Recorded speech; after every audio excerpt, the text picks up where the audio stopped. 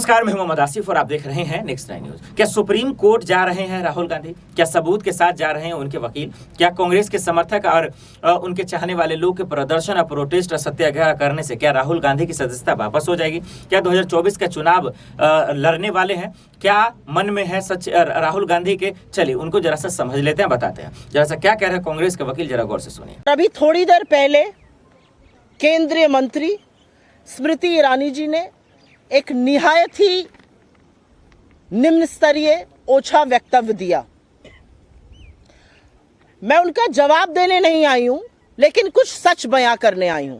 और उस वक्तव्य को सुनकर मुझे एक ही चीज लगी कि शब्द नरेंद्र मोदी के हैं और संस्कार आरएसएस का है। और वो शब्द हैं झूठ बोलो, लगातार झूठ बोलो और झूठ फैलाओ, दुष्प्रचार करो। ये शब्द नरेंद्र मोदी जी के हैं और ये संस्कार आरएसएस के हैं। जो ट्रेनिंग स्मृति जी की झूठ बोलने के लिए हुई है, उसका पर्दाफाश करना जरूरी है। असलियत यह है, चाहे वो स्मृति ईरानी हो, चाहे वो अनुराग ठाकुर हो, चाहे वो पीयूष गोयल हो, चाहे वो अमित शाह हो, चाहे वो नरेंद्र मोदी हो, लगातार झूठ बोलकर मुद्दे से ध्यान भटकाना है। असलियत यह है कि अडानी मोदी के संबंधों की परत खुल रही है और जनता देख रही है, जनता समझ रही है क्या हो रहा है। जो रंगी पोती एक इमेज बनाई गई थी, जो खोखली इमेज खड़ी गई थी, उसका सच सबके सामने आ रहा है। आज दिक्कत यह है कि अडानी पर जो सवाल राहुल गांधी जी ने संसद में पूछे थे, और वो सवाल आज भी जायज है, उनका जवाब नहीं है भारतीय जनता पार्टी के पास या नरेंद्र मोदी जी के पास। और उन सवालों से ध्यान भटकाने के लिए अनर्गल बातें कही जाएंगी। आज जनता वो सवाल पूछ रही है। आज जनता के मन में आ रहा है, ये क्या अडानी से संबंध है? ये कौन सी प्रेम कथा है कि सारी की सारी सरकार हर मर्यादा, हर लोक लाज को ताक पे रखकर अडानी के बचाव में उतरी हुई है। अरे मोदी का बचाव कर लीजिए तो हम समझते हैं, अडानी का बचाव करने के लिए हर सांसद, हर मंत्री, देश के प्रधानमंत्री तत्पर हैं। आपने देश की संसद को, देश के लोकतंत्र को गिरवी रख दिया कि अडानी बच जाए। लेकिन आज वही जनता के मन में यह सवाल है और वो जनता पूछ रही है, ऐसा कौन सा रिश्ता है, ये क्या दिक्कत है अडानी की जो बचाने के लिए सारी सरकार खड़ी हुई है?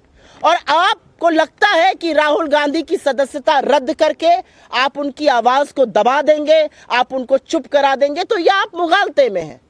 आप उनका घर ले लेंगे, वो तो कहते हैं मेरा कभी घर था ही नहीं। और जो शख्स हर कीमत पर लड़ने को तैयार है, वो आपको भयभीत करता है।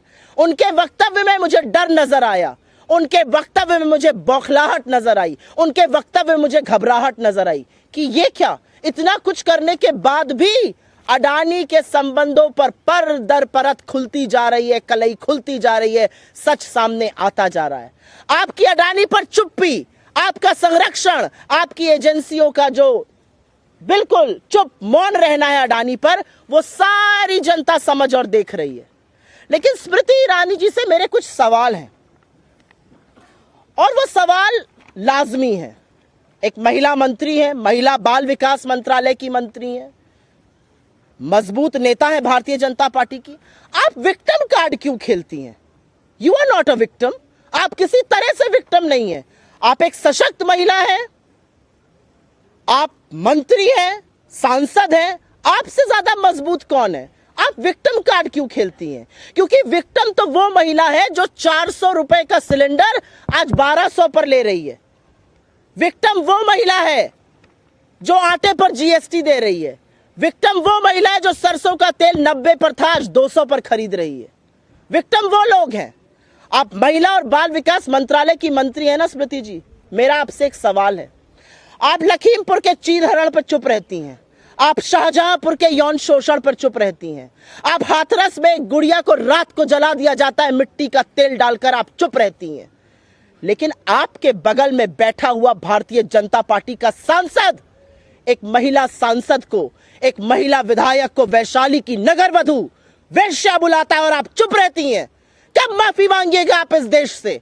आज कहने का वक्त है, खड़ी होइए और माफी मांगिए इस देश से।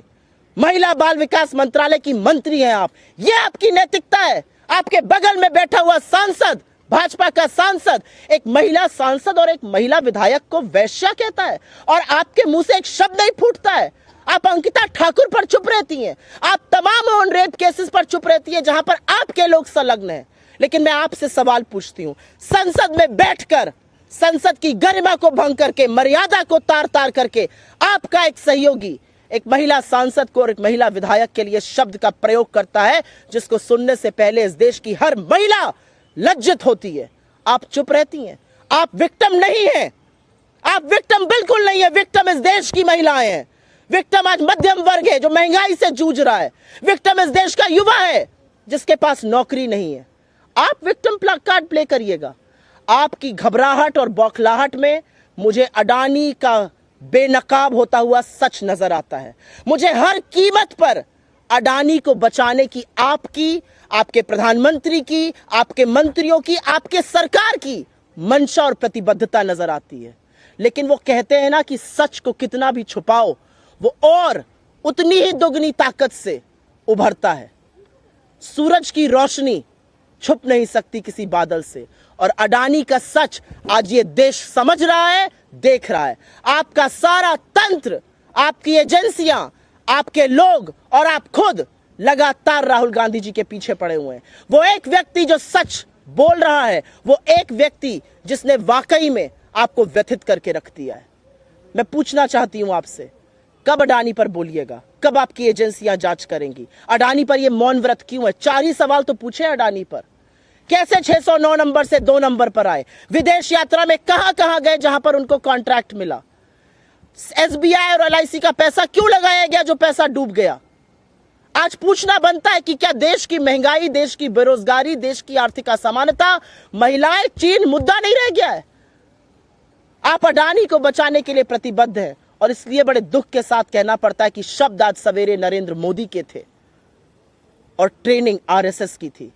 क्योंकि स्मृति ईरानी जी, विक्टिम कार्ड खेलना बंद कर दीजिए। आप विक्टिम नहीं हैं, आप एक सशक्त महिला हैं। अडानी पर जवाब दीजिए। अडानी पर अपनी सरकार को बोलिए जांच कराएं। अडानी पर आपकी चुप्पी लोकतंत्र की हत्या करती है और लगातार हत्या करती है। और मैं अंत में एक बात जरूर कहूंगी, और यह बात कहनी जरूरी है। आपको लगता है राहुल गांधी जी चुप हो जाएंगे? जो सवाल सदन में खड़े होकर राहुल जी पूछ रहे थे, वो सवाल आज इस देश का हर व्यक्ति पूछ रहा है। अडानी और आपका रिश्ता क्या है? अडानी पर मोदी चुप क्यों है? अडानी पर जांच कब होगी? और अडानी को बचाने के लिए सारी सरकार क्यों तुली हुई है? सुना आपने। कांग्रेस के वकील का कहना है कि कानूनी रूप से राहुल गांधी की जीत होगी। कांग्रेस के वकील का कहना है कि मोदी जी डर रहे हैं, इस वजह से जानबूझकर फंसा रहे हैं। उनका यह भी कहना है कि ये सब चीज जानबूझकर किया गया है। उनका यह भी कहना है कि ये सब समझबूझकर किया गया। क्या है इसके पीछे का खेल और क्या है, जरा सा बारीक से समझिए।